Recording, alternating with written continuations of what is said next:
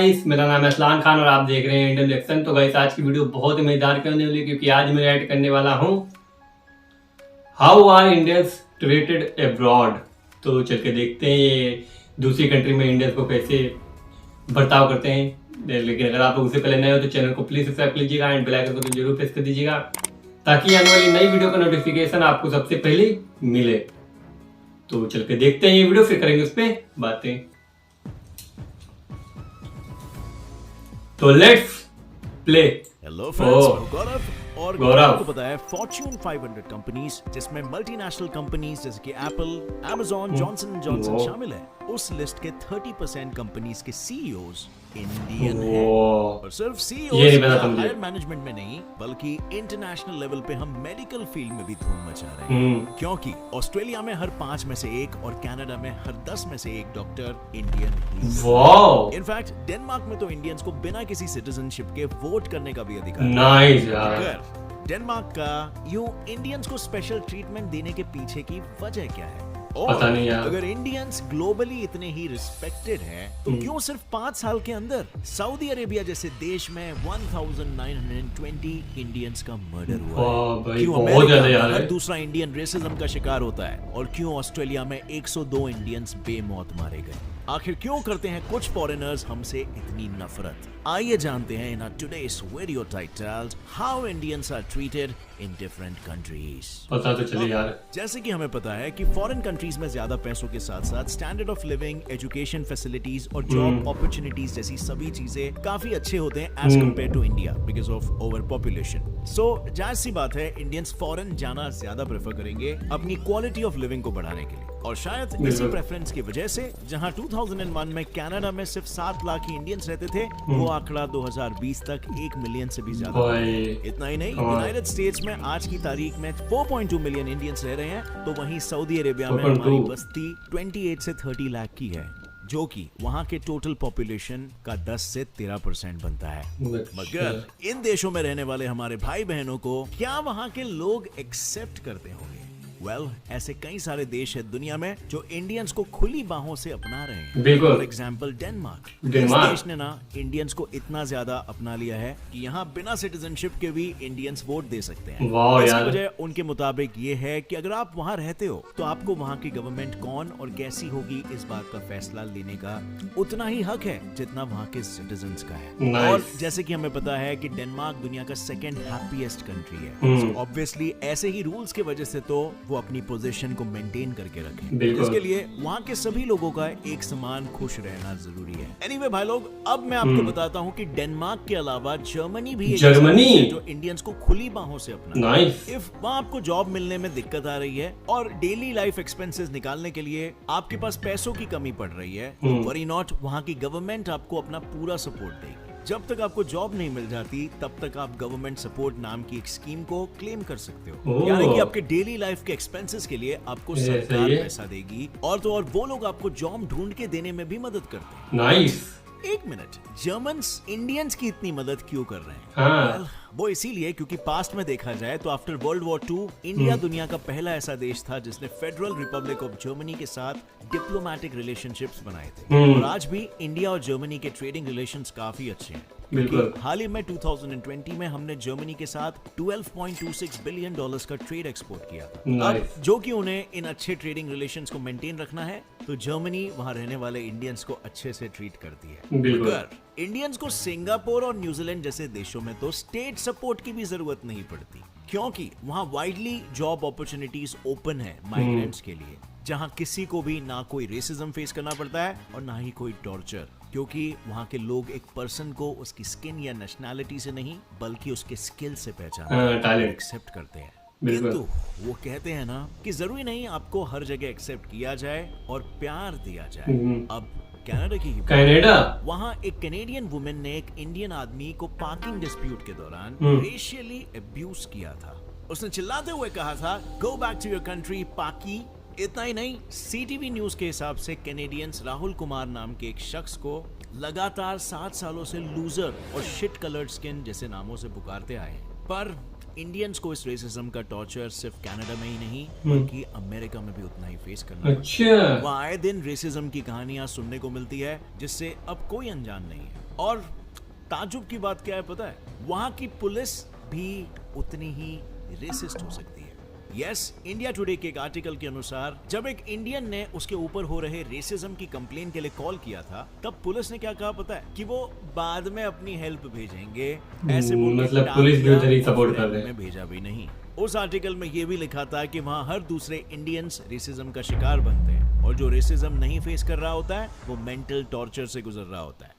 पर सिर्फ बात यहीं पर खत्म नहीं होती। इंडियंस कनाडा और अमेरिका से कई गुना ज्यादा डिस्क्रिमिनेशन सऊदी अरेबिया में सहते हैं। सऊदी में तो लोग आपके नेशनैलिटी से ज्यादा आप कौन सा रिलीजन फॉलो करते हो उस बात से आपको डिस्क्रिमिनेट करते हैं। अब जो कि वो कंट्री स्ट्रिक्टली इस्लाम को फॉलो करती है, सो अगर आप एक नॉन मुस्लिम हो तो वहां जाने से पहले आपको एक दफा फिर से सोच लेना चाहिए, क्योंकि अगर आपने वहां कोई भी नॉन मुस्लिम रिलीजियस एक्टिविटी की तो वहां की पुलिस आपको अरेस्ट कर सकती है, जेल में डाल सकती है और कोड़ों से भी मार सकती है। कोड़ों, हाँ ये सुना है भाई। सबसे बड़ी दिक्कत जो इंडियंस वहाँ पे वहां बहुत पर खतरनाक। फेस करते हैं वो है वहां का काफिला सिस्टम, यानी कि एक ऐसा सिस्टम जहां ग्रुप ऑफ इंडियंस स्पॉन्सर्स के अंदर सऊदी जाते हैं। जहां स्पॉन्सर्स का मतलब और कुछ नहीं बल्कि वो लोग होते हैं जो इन्हें इंडिया से यहाँ स्लेवरी के लिए ले जाते हैं। इफ कंपनी छोड़नी हो, घर खरीदना हो और हॉस्पिटल जाने जैसी कई सारी छोटी छोटी बातों के लिए उन्हें अपने स्पॉन्सर्स की परमिशन लेनी पड़ेगी। तो एक इंडियन हॉस्पिटल के लिए भी ठीक तरीके से कैसे एक्सरसाइज हो सकता है। इनफैक्ट स्पॉन्सर्स उनके पासपोर्ट्स भी छीन लेते हैं सो दैट स्लेव्स बन के आए इंडियंस ये सुना है। कॉन्ट्रैक्ट खत्म होने से पहले सऊदी से भाग न पाए। लेकिन हाँ, कि सऊदी contract से इकलौता पहले ऐसा सच देश है। नहीं है 2 साल तो के साथ compulsory है। क्रूर स्वभाव होता है। सऊदी के अलावा ऐसे भी कई सारे देश है जहां इंडियंस की रैगिंग, मेंटल टॉर्चर और मर्डर जैसे क्राइम्स तक होते हैं। इनफैक्ट कई सारी इंडियन लड़कियों को किडनैप कर ह्यूमन ट्रैफिकिंग के रैकेट में भी डाल दिया जाता है कुछ फॉरेन कंट्रीज में, जिनको फिर सेक्स वर्कर्स बना दिया जाता है। अब ये सब जानकर अब तक तो आपको इन फॉरेनर से नफरत हो चुकी होगी और शायद अब गालियां भी दे रहे होगे, बट आपको नहीं लगता कि इस कहानी को उनकी नजरिए से देखा जाए तो शायद वो लोग सही भी कर रहे हो सकते हैं। फॉर एग्जाम्पल, कम्युनलिज्म की साइकोलॉजी के पॉइंट ऑफ व्यू से देखा जाए, अंग्रेजों ने 100 से भी ज्यादा सालों तक इंडियंस पे रूल किया। बिल्कुल। तो जाहिर सी बात है हमारे जैसे उनके इतिहास में भी यही सब लिखा हुआ होगा हाँ। कि कैसे उन्होंने एक पावरफुल रूलर बन के हमें उनका स्लेव्स बनाया था और कैसे हमने अंग्रेज सरकार को गिराकर आजादी ली। ली।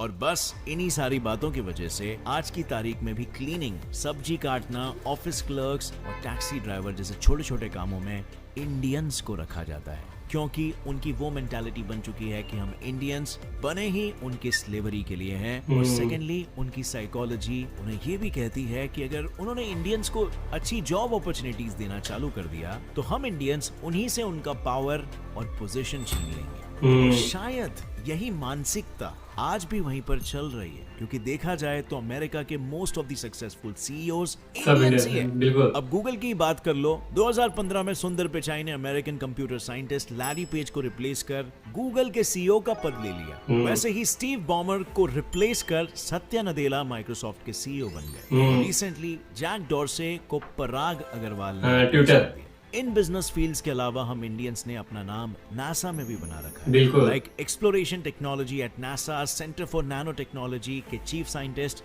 मैया मैयप्पन है। तो वहीं नासा के जेट प्रोपल्शन लेबोरेटरी में अश्विन वसावड़ा वहां के सीनियर साइंटिस्ट हैं। मगर बिल्कुल। आपको नहीं लगता कि उनका इंडियंस के साथ इस तरह बिहेव करने के पीछे का एक कारण मास साइकोलॉजी भी हो सकता है? दरअसल मास साइकोलॉजी को क्राउड साइकोलॉजी भी कहा जाता है, यानी कि जब आपकी थिंकिंग और आपका बिहेवियर उसी चीज से प्रभावित होता है जो मेजॉरिटी लोग सोचते हैं। ये एक तरह का कंफर्मिटी फिनोमेनन है। फॉर एग्जाम्पल, आपने ये कहानी तो सुनी होगी कि पुराने जमाने में आदिवासी लोग पेड़ को काटते नहीं थे, बल्कि उस पेड़ को रोजाना कोसा करते थे, जिसके चलते वो पेड़ अपने आप ही मर जाता था। और बस कुछ ऐसा ही होता है इंडियंस के साथ कनाडा में। वहाँ हर कैनेडियन अपना नाम खो देने का डर बैठ चुका है। लाइक हम जानते ही हैं कि हम इंडियंस कनाडा को मिनी पंजाब करके बुलाते हैं। और कनाडा में बढ़ती पंजाबी पॉपुलेशन की वजह से वहाँ की गवर्नमेंट ने पंजाबी को अपना 3rd ऑफिशियल लैंग्वेज भी घोषित कर लिया था। इनफैक्ट वहाँ के कुछ रिलीजियंस ऐसे भी हैं जहाँ कैनेडियंस इंडियंस के अंडर काम कर रहे थे। एंड इससे पहले कि वही सेम चीज कनाडा के दूसरे हिस्सों में भी हो, कैनेडियंस ने पेड़ को कोसने वाली तरकीब अपनानी चालू कर दी।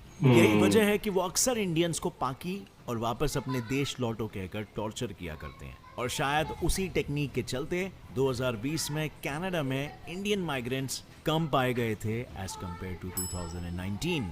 अगर बात दूसरों को कोसने की हो या दूसरों को ब्लेम करने की हो तो ये करना काफी आसान है। शायद हमें ये भी नहीं भूलना चाहिए कि अगर हम किसी एक इंसान को पॉइंट करते हैं तो 3 उंगलियां पलटकर हमें भी पॉइंट कर रही होती हैं। क्या हम इंडियंस भी यहाँ फॉरेन माइग्रेंट्स के साथ कुछ ऐसे ही पेश आते हैं या हम उनकी रिस्पेक्ट करते हैं?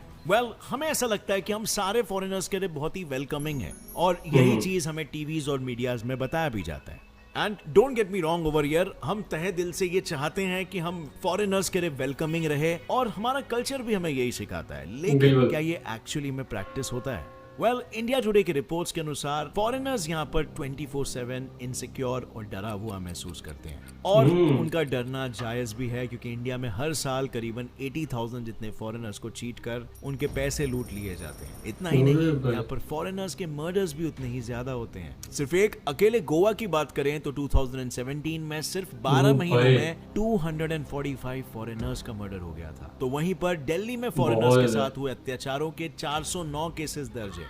अब जरा सोचिए, अब तक तो मैंने सिर्फ गोवा और दिल्ली के ही स्टैट्स बताए।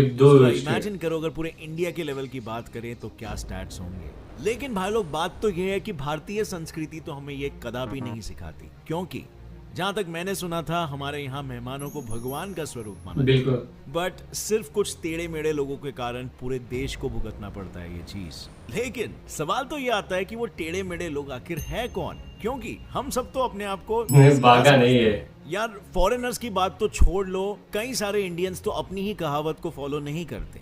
हम अपने ही देश के लोगों को, नॉर्थ ईस्टर्न लोगों को अलग अलग रेसिस्ट नामों से पुकारते हैं and the same goes for South Indians as well. So क्या दुनिया को बदलने से पहले हमें खुद को भी बदलना चाहिए?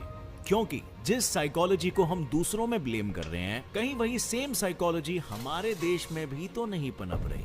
और ऐसे में हम क्या दूसरों पर उंगलियां उठाएं जब 3 उंगलियां हमें ही खुद पॉइंट कर रही है। सो यस, बाहर इंडियंस के साथ जो भी हो रहा है वो गलत हो रहा है और चीजें बदलेंगी जरूर अगर हम आवाज उठाएं। लेकिन शुरुआत हमेशा पहले अपने देश से होती है, पहले खुद से होती है। हम खुद को सबसे पहले बदल सकते हैं और फिर देश को, और तभी जाके दूसरे देशों के लोग भी हमारी रिस्पेक्ट कर पाएंगे, क्योंकि वो अपने देश के लोगों से जो हमारे देश को विजिट कर चुके हैं बस सिर्फ पॉजिटिव एक्सपीरियंसेस के बारे में ही सुन पाए। तो यहीं पे ये वीडियो खत्म हो गया एंड आप लोग प्लीज बताइए कि आपको ये वीडियो कैसी लगी। यार मैंने नहीं सोचा था कि अमेरिका और कनाडा में इंडियंस के साथ ऐसा होता है, जबकि मुझे लगा था कनाडा में तो सबसे ज़्यादा पंजाबी है। और बात भी सही है क्योंकि सबसे ज़्यादा मतलब जॉब इंडियंस ही ले रहे हैं हर जगह पे। ऑस्ट्रेलिया में भी मैंने सुना है, ऑस्ट्रेलिया में भी, और अब तो इंडियंस का ज़्यादातर औहदा CEO का ही हो। कनाडा में और ऑस्ट्रेलिया में हर 10 में से 1 डॉक्टर इंडिया से। ये बड़ा शौकिंग था, ये मुझे नहीं पता था कि ये फैक्ट है। और जैसे डेनमार्क में सबसे ज़्यादा इंडियंस को मतलब मानते हैं, डेनमार्क सबसे अच्छा है इंडियंस के लिए, और जर्मनी भी ज़्यादातर है। और जैसे डेनमार्क में तो वोट भी डालने को मतलब वोट भी डाल सकते हैं, ये बढ़िया है कि बिना सिटीजनशिप के। ये मुझे अच्छा लगा काफ़ी। लेकिन अमेरिका का मैंने नहीं सोचा था कि यार अमेरिका में ऐसा होगा। काफ़ी ज़्यादा केसेस है वहाँ के यार। अमेरिका में लोग पुलिस को भी फ़ोन करते हैं, लेकिन पुलिस वाले भी कुछ नहीं करते क्योंकि वो अपने कंट्री वालों के साथ देते हैं। सऊदी का बताया, सऊदी का तो मैंने भी सुना है कि वो कोई भी हो, मतलब कोई भी रिलीजन का हो, उसको भी जाते हैं तो 2 साल के लिए तो कम से कम उसका पासपोर्ट जरूर रख लेते हैं। कंपलसरी है कि 2 साल तक उसका पासपोर्ट नहीं देंगे। जब उसकी पहली छुट्टी हुई, फिर जब धीरे धीरे पुराना हो जाता है तो पासपोर्ट नहीं लेते हैं फिर अपने हिसाब से, क्योंकि वो पुराने जो जानते हैं कि पहली बार उनका पैसा लगा होता है, आपको बुलाते हैं वीजा से, इसीलिए उन लोग करते हैं फिर। लेकिन सऊदी में भी सबसे ज़्यादा देर का केस सबसे ज़्यादा सऊदी में आया यार, ये मैंने नहीं सुना था। शॉकिंग है काफ़ी। तो वीडियो को आप लोग लाइक कर देना एंड मिलते हैं नए वीडियो में, तब तक के लिए गुड बाय।